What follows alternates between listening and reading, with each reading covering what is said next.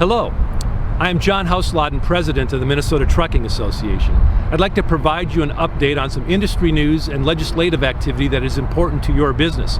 We'll talk very briefly about what's going on in the industry, what's going on at a federal level, minimum insurance rates, the Minnesota legislature, and of course what the 2020 election means to you. When I talk to members, the question I most frequently get is, what do you hear? What's going on out there?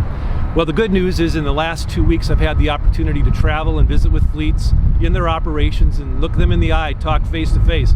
It's been very enjoyable. And the news is actually pretty good. 3 months ago, when we were having conversations, the drops were dramatic, 35% or more, and the word survival was being used by a lot of fleets. That conversation has changed dramatically. I've talked to fleets that operate reefers, flatbed, heavy specialized, bulk, intermodal, less than truckload, and they are reporting results that are comparable and in some cases even better than a year ago.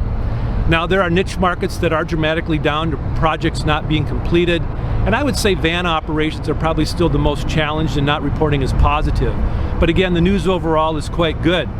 But when we have conversations, the next question is, I'm really concerned about insurance rates. What's going to happen to this bill in Congress? Well, again, I think some good news. The proposal to increase the minimum insurance levels from $750,000 to $2 million, it's not going to happen in 2020. And I'll tell you why.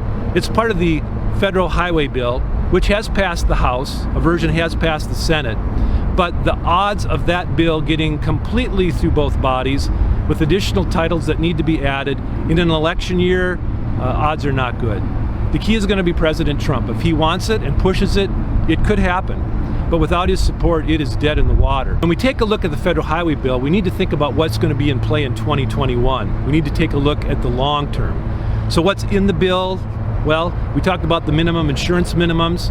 The MTA opposes that, and we've made that known to Congress. Most recently in a meeting with Congresswoman Angie Craig in her district. There is an increase in truck parking grants. We like that. We want more parking for our truck drivers. There is a delay in the implementation of the hours of service rules. We definitely don't like that. We worked very hard to get that change, and we're going to fight to keep that. CSA scores could be back in public view. Again, they're faulty and flawed, not a good thing. We don't like that.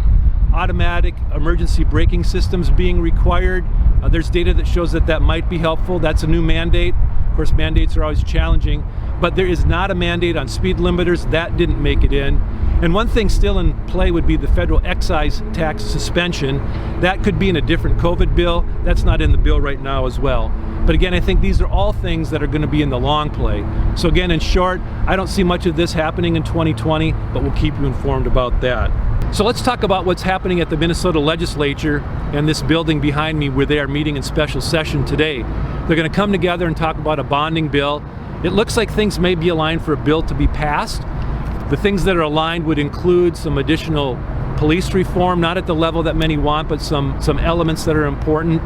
And then some tax reform, including conformity with Chapter 179 of the Federal Tax Code, which is very important to pass-through entities.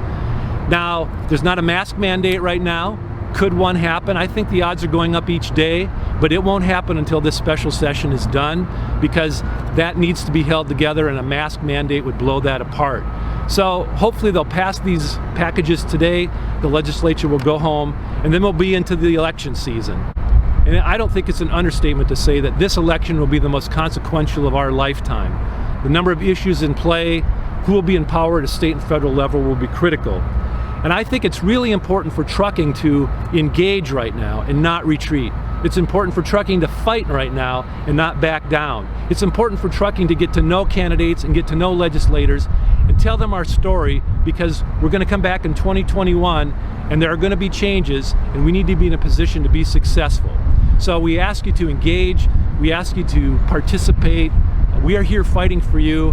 I'm pleased to give you this update, and I want you to know that our staff gets up every day thinking about how we can make you safe and successful through our resources and time.